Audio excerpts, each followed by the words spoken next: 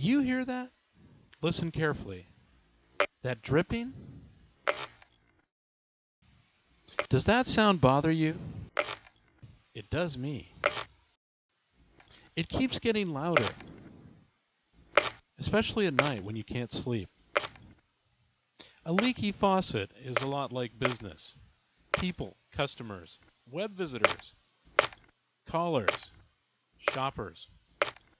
They all drip out of your business far too often without buying something. And they never come back. So fix the leaks and find profitability before it's too late.